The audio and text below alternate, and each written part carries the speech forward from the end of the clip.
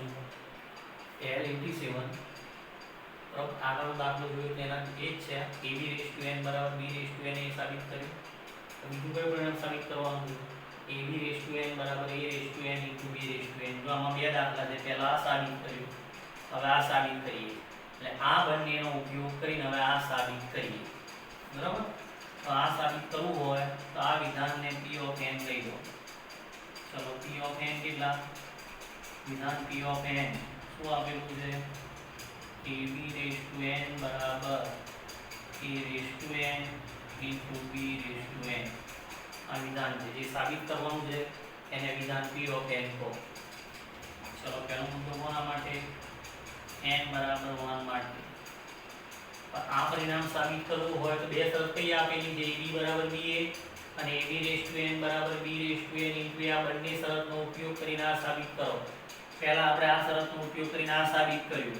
L 86 માં તો આ બંનેનો ઉપયોગ કરીને આ સાબિત કરીએ આ બી વ્યાપક સ્વરૂપ છે જો n ઘાત છે ગાણિતિક અનુમાનના સિદ્ધાંતની મદદથી ચલો n બરાબર 1 માટે LHS એટલે શું થાય p ઓફ 1 થાય ચલો આમાં n બરાબર 1 મૂકો n બરાબર 1 મૂકો LHS n બરાબર 1 મૂકો તો ab થયા બરાબર ચલો RHS લઈએ છીએ તો RHS બરાબર શું આપેલું છે a ની n b ની n આ LHS એમાં n બરાબર 1 મૂકે એટલે ab RHS માં n બરાબર 1 મૂકો તો ab આયા માટે LHS બરાબર શું થઈ ગયું RHS LHS બરાબર RHS માટે p ઓફ 1 સત્ય છે બરાબર એટલે જે સાબિત કરવાનું છે એને વિધાન p ઓફ n કહો આ વિધાન p ઓફ n થઈ ગયું હવે n બરાબર 1 મૂકો આ LHS અને RHS બંને સમાન બતાવ્યા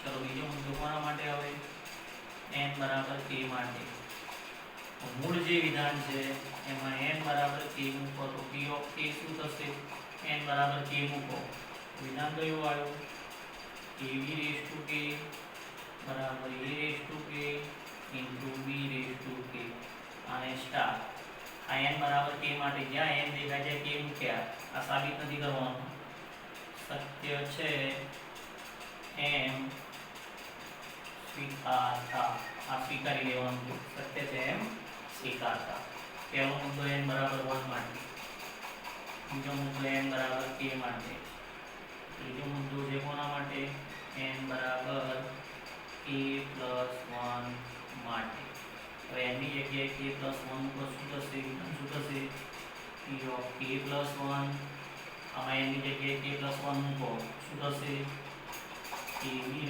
k + 1 બરાબર બંનેને ઘાત આપો તો a k + 1 b k + 1 જો આમાં જ્યાં n દેખાય ત્યાં કેટલા મૂક્યા n દેખાય ત્યાં k + 1 મૂકે એટલે p ઓફ k + 1 શું થાય ab k + 1 બરાબર a k + 1 b k + 1 બરાબર ચલો આ સત્ય છે એમ સાબિત કરવું પડે આ સાબિત કરવાનું છે સત્ય છે એમ સાબિત કરવું પડે બરાબર ચલો એના પછી જો n બરાબર કેટલા મૂક્યા આમાં n બરાબર k + 1 મૂક્યા તો ab ની k + 1 બરાબર a ની k + 1 b ની k + 1 તો આ સાબિત કરવાનું છે એટલે LHS બરાબર શું બતાવું RHS ચલો LHS બરાબર શું છે ab કેટલા k + 1 આ LHS પણ તમારી પાસે કોની કિંમત છે ab k ની કિંમત છે તો અહીંયા ab k લાવવા હોય તો આના બે ભાગ કરો એટલે આને આમ લખાય ab ની કેટલી ઘાત ab ની k ab કહેવાય ab ની k ab તમારી પાસે જેની કિંમત હોય એ અહીંયા ગોઠવવા પ્રયત્ન કરો તો ab k બરાબર શું છે અહીંયા a k b k a k b